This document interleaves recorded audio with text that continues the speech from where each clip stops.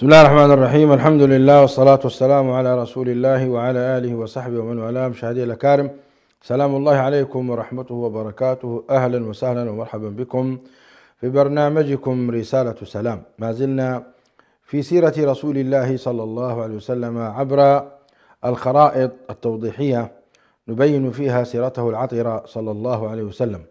وفي هذه الحلقة سنختم هذه الخرائط بحجة الوداع، الحجة التي حجها النبي صلى الله عليه وسلم بعد هجرته في السنة 10 من الهجرة النبوية، حيث طهر النبي صلى الله عليه وسلم مكة من الشرك، ثم أشاع بين الناس أنه حاج هذا العام. في السنة 10 ل5 بقين من ذي القعدة أشاع النبي صلى الله عليه وسلم بين الناس أنه حاج، فاجتمع له الناس من كل أنحاء الجزيرة ليأتموا به صلى الله عليه وسلم.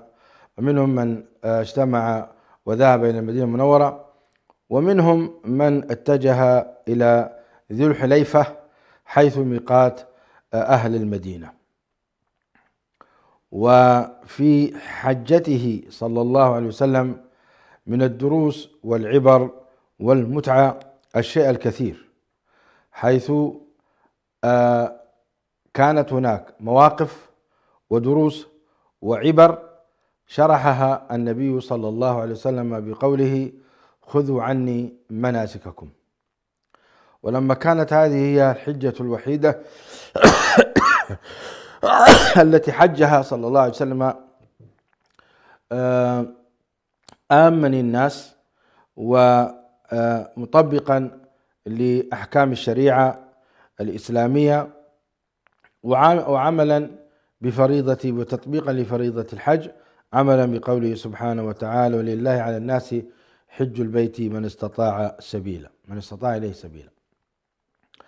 نحن لا نتكلم عن أهمية الحج، فالكل يعرف أن الحج هو الركن الخامس من أركان الإسلام، ولكن سنتذكر نحن وإياكم صفة حج النبي صلى الله عليه وسلم منذ أن خرج من المدينة المنورة وإلى أن عاد سالما معافا بأبي وأمي، ثم بعدها عاش 3 أشهر و9 أيام وتوفاه الله عز وجل إلى الرفيق الأعلى.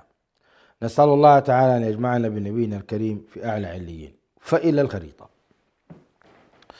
هذه الخريطة مشاهدي الأكارم تبين لكم المدينة المنورة، وهذا الطريق الأزرق يؤدي إلى مكة المكرمة. المسافة 450 كيلومتر، المسافة 450 كيلومتر. المسافة التي قضاها النبي صلى الله عليه وسلم بقدمه 8 أيام، وفي العودة عاد في 7 أيام. والسبب في ذلك الاختلاف هو أن في ذهابه كان متأنيا في السير لكثرة الزحام بين الناس، هناك زحام شديد مع رسول الله صلى الله عليه وسلم. أما العودة فكانت القبائل التي قد حجت معه صلى الله عليه وسلم انتشرت في ربوع الجزيرة باتجاه أقرب الطرق إليها، وأما هو صلى الله عليه وسلم فعاد في نفس الطريق الذي مشى عليه. طبعا مشاهدي الأكارم، هذا الطريق هو طريق القوافل المعهود المعروف، وليس طريق الهجرة الذي كان قد شرحناه من ها هنا، ثم كان موازيا لطريق القوافل، ولكنه ليس طريق القوافل، لأن طريق القوافل هذا هو الذي مخدوم بالآبار ومخدوم بالبائعين ومخدوم، يعني أنت حينما تسافر هنا تجد قافلة تمر بجوارك تشتري منهم وتبيع وهكذا. أما طريق الهجرة فكان طريقا وعرا صعبا لا يمر عليه أحد إلا من تلك القوافل التي تفر من قبضة المسؤولين في تلك المنطقة. هذه الخارطة أيضا تبين موقع المدينة المنورة وموقع ذو الحليفة.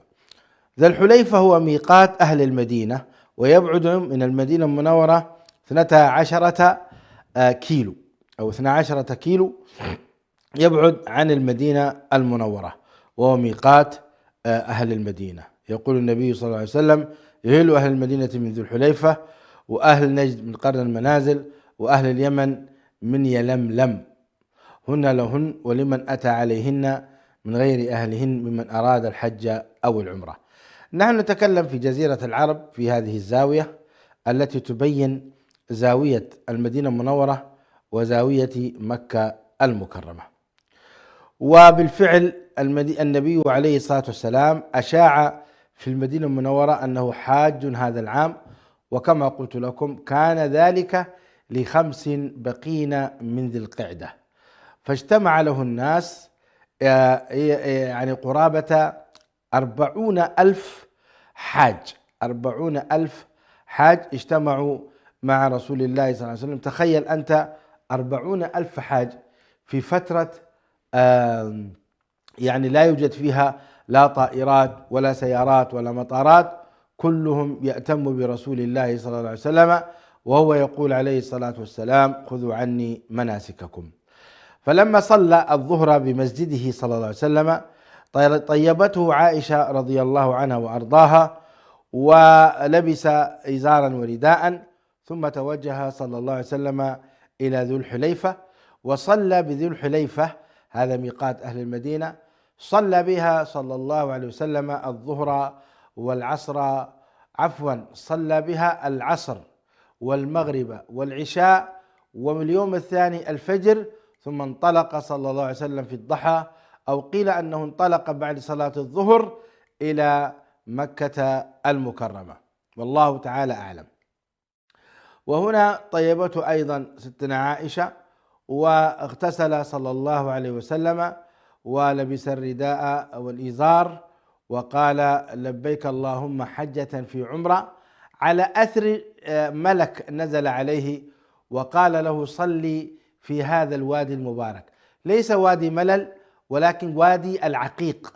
هنا وادي العقيق يمتد باتجاه ذا الحليفة، وهو ممتد أيضا من داخل المدينة المنورة بقرب من الجامعة الإسلامية، فيمتد هذا الوادي بهذا الاتجاه. فنزل عليه ملك وقال له: صلي في هذا الوادي المبارك وقل حجة في عمرة. وهذه حقيقة أعتقد أنها سنة يغفلون عنها حتى الحجاج. المفترض أنهم ينزلون في هذا المقام ويصلون ركعتين في هذا الوادي ويدعون الله تبارك وتعالى، لأن الله بعث ملكا من أجل أن يخبر النبي عليه الصلاة والسلام حتى يصلي ركعتين في هذا المقام. فسار رسول الله صلى الله عليه وسلم، يقول جابر: وكان الحجاج مد البصر عن يمينه وعن يساره ومن أمامه ومن خلفه صلى الله عليه وسلم، وبدأ عليه الصلاة والسلام بالتلبية: لبيك اللهم لبيك، لبيك لا شريك لك لبيك، إن الحمد والنعمة لك والملك لا شريك لك. وفي الطريق أيضا نزل ملك، ربما يكون هو نفس الملك أو ملك آخر، الله أعلم، فقال للنبي صلى الله عليه وسلم: مر أصحابك فليرفعوا أصواتهم بالتلبية. والتلبية هي لبيك اللهم لبيك، لبيك لا شريك لك لبيك. فأصبحوا من ذي الحليفة يرفعون أصواتهم حتى وصلوا وادي ملل، فبحت أصواتهم رضي الله تعالى عنهم وأرضاهم، رضي الله تعالى عنهم وأرضاهم. وفي السيالة بلغ النبي صلى الله عليه وسلم وقت المغرب، فنزل بها وصلى المغرب والعشاء، وهنا تعشى صلى الله عليه وآله وسلم، ثم واصل الطريق وهو يقول: لبيك اللهم لبيك، لبيك لا شريك لك لبيك، إن الحمد والنعمة لك والملك لا شريك لك. وكان يزيد عليها: لبيك ذوي المعارج، لبيك إله الحق، لبيك ذوي المعارج، لبيك ذوي الفواضل، لبيك وسعديك، والخير بيديك، والرغباء والأمل، أو كما قال صلى الله عليه وسلم. هكذا كان الصحابة يسيرون في هذا الطريق مع رسول الله صلى الله عليه وآله وسلم. هنا حدثت عدة مواقف أحب أن أسردها إليكم، وهي أن اللهم صل على سيدنا محمد.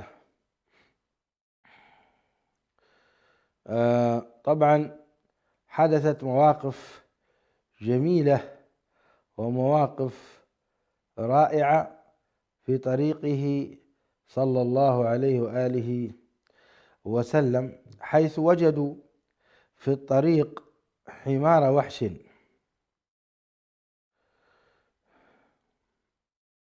طبعا في منطقة العرج قبل قصة حمار الورش هنا بعد الروحاء أو قبل الروحاء في هذه المنطقة مكان يقال له العرج، يبعد حوالي تقريبا 145 كيلومتر. هنا جلس النبي صلى الله عليه وسلم وأبو بكر وأبو بكر وعائشة وأسماء، وأراد النبي عليه الصلاة والسلام أن يأكل شيئا من طعامه وزاده، فطلب من أبي بكر أين الجمل الذي فيه أغراضنا، فسأل أبو بكر غلامه فقال الغلام أضللته، فغضب أبو بكر وقال له أجملا واحدا تضله، فطفق يضرب الغلام، والنبي صلى الله عليه وسلم يقول انظروا إلى هذا المحرم وما يصنع كالمنكر عليه. ويعني بدأ الصحابة لما علموا أن جمل النبي صلى الله عليه وسلم قد ضل يجمعون للنبي صلى الله عليه وسلم من أنواع من الطعام.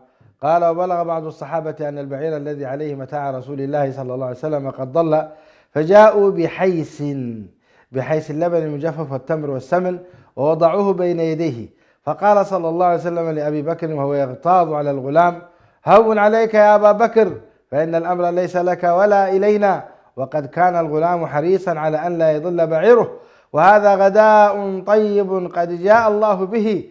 فأكل صلى الله عليه وسلم وأبو بكر ومن كان معه حتى شبعوا. فأقبل صفوان بن معطل رضي الله تعالى عنه، وكان على ساقة القوم والبعير معه وعليه الزاد، حتى أناخه على باب منزله صلى الله عليه وسلم. يا سلام، هذه القصة حصلتها هنا من أبي بكر رضي الله تعالى عنه وأرضاه، ضرب الغلام لأنه أضل، يعني مثل الآن الذي يعني يضيع مثلا سيارة أو يقول سيارة سرقت أو الشاحنة التي فيها الزاد يقول لك ضاع، أو باص كامل ضاع، مصيبة. ومع ذلك النبي عليه السلام كان في تمام الأخلاق العالية التي عودنا إياها بأبيه وأمي عليه الصلاة والسلام. وهنا في منطقة ما قبل الروحاء أيضا في منطقة تسمى لحى الجمل، احتجم النبي صلى الله عليه وسلم، احتجم صلى الله عليه وسلم وهو محرم بسبب أنه اشتد عليه الوجع في رأسه.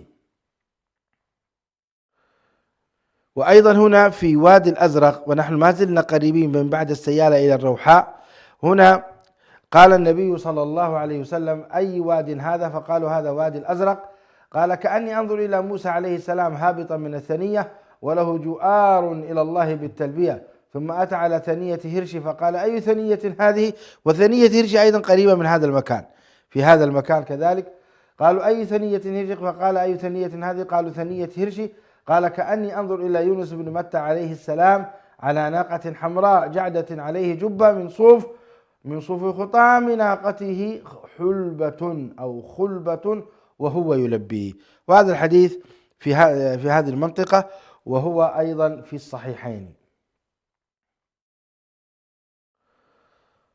ولما بلغ صلى الله عليه وسلم الأبواء على بعد 200 كيلو، هنا أهدى الصحابي الجليل الصعب بن جثامة رضي الله تعالى عنه حمار وحش لرسول الله صلى الله عليه وسلم. وكان هناك صحابي آخر قد أهدى، قد مر الصحابة عليه، وهم اللي هو قصة حمار الوحش الذي وجدوه مذبوحا فأرادوا أن يأكلوه، فقال النبي صلى الله عليه وسلم دعوه فإن له صاحبه. فلما جاء صاحبه قال دونكم الحمار حمار الوحش فأكلوا منه. أما هنا في قصة جثامة رضي الله تعالى عنه وأرضاه، فإن النبي صلى الله عليه وسلم رفض أن يأكل هذا الطعام، وقال له إنا لم نرده عليك إلا أن حرم. لاحظتم؟ قالوا لما رأى قد تغير وجهه قالوا إنا لم نرده عليك إلا أن حرم، والحديث متفق عليه. ذاك الرجل لم يكن قد ذبح حمار الوحش. طبعا حمار الوحش يجوز أكله، والحمر الأهلية لا يجوز أكله كما لا يخفى على شريف علمكم. وأما حمار الوحش ذاك الرجل لم يكن قد صاده لرسول الله أو للحجاج، وإنما صاده لنفسه ثم قال كلوه هنيئا مريئا. أما هذا فالصعب بن جثامة رضي الله تعالى عنه وارضاه هو الذي صاده لرسول الله. أين حدث هذه القصة؟ في الأبواء. طبعا مشاهدي الأكارم، لا يخفى عليكم أن الأبواء فيها قبر آمنة أم النبي صلى الله عليه وسلم، وهو قريب من الجحفة، وقد مر به النبي عليه الصلاة والسلام وبكى، وأخذته عاطفة البنوة، بكى صلى الله عليه وسلم حتى أبكى من حوله، لأنه سأل الله تعالى أن يغفر لها فلم يستجب له، واستغفر لها فلم يستجب له، فأخذته العاطفة فبكى عليه الصلاة والسلام. الحمد لله الذي جعلنا من أبوين مسلمين. إخواني احمدوا الله على هذه النعمة.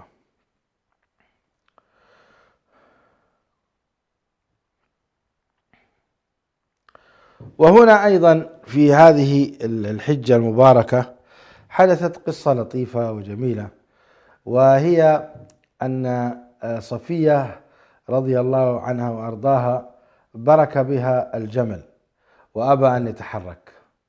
نعم، قال فبينما هم يسيرون برك بصفية بنت حيي جملها، وكانت من أحسنهن ظهرا، فبكت، وجاء رسول الله صلى الله عليه وسلم حين أخبر بذلك فجعل يمسح دموعها بيديه. يا سلام، يمسح دموعها بيديه. يا سلام، شوفوا هذا التلطف الجميل من رسول الله صلى الله عليه وسلم مع زوجته صفية.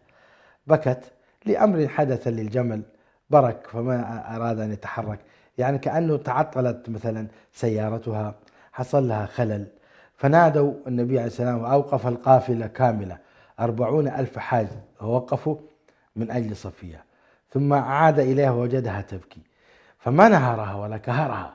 انظروا، بدأ يتلطف بها، وبدأت هي أيضا كأنها تزداد بكاء من أجل أن تجد أكثر حنانا وأكثر عاطفة من رسول الله صلى الله عليه وسلم. يقول الراوي فجعل يمسح دموعها بيده وجعلت تزداد بكاء. صدقوني هذا خلينا نقول من دلع النساء مع أزواجهن. يا سلام، وهو يسكتها وينهاها ويسكنها، فلما أكثرت عليه انتهرها، يعني لما زادت في البكاء انتهرها، اسكتي، وأمر الناس بالنزول، والناس نزلوا وأمرهم بأن يتوقفوا بالقافلة عن السير. الله، ولم يكن يريد أن ينزل صلى الله عليه وسلم بسبب هذه القصة.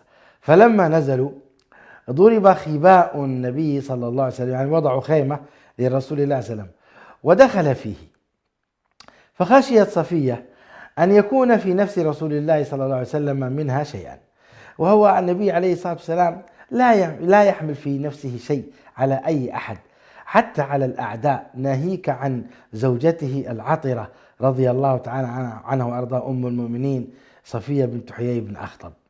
المهم، فانطلقت إلى عائشة فوهبتها يومها على أن ترضي رسول الله صلى الله عليه وسلم. يا سلام، حتى نساء النبي عليه السلام يعرفن كيف يرضين رسول الله عليه وسلم، ويعرفن مكانة عائشة في قلب رسول الله صلى الله عليه وسلم. فذهبت صفية إلى عائشة تقول لها حصل بيني وبين وسلم كذا، بالله رضيه عني، وشكله زعلان رضيه عني. فقالت لها أبشري، فوهبتها يومها. يعني تلك الليلة المفترض أن وسلم يبيت مع صفية، حتى لو كانوا محرمين ولم يكن هناك أي اتصال، لكن وجود ال يعني حصول المبيت مع رسول الله صلى الله عليه وسلم فضل كبير وخير عظيم. المهم، قالت فانطلقت إلى عائشة فوهبتها يومها على أن ترضي رسول الله صلى الله عليه وسلم، وكانت ليلة صفية، فرفعت عائشة طرف الخباء. الآن عائشة بدأت تدخل فين؟ في بيت النبي عليه الصلاة والسلام، في خيمته، ودخلت عليه فقال لها صلى الله عليه وسلم: ما لك يا عائشة، إن هذا ليس يومك. قالت: ذلك فضل الله يؤتيه من يشاء، ورضي رسول الله صلى الله عليه وسلم عن صفية.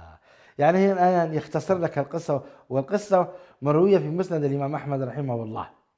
فلما سألها ما شأنك، فقالت: ذلك فضل الله يؤتيه من يشاء، فقصت له القصة، فرضي النبي صلى الله عليه وسلم عن صفية.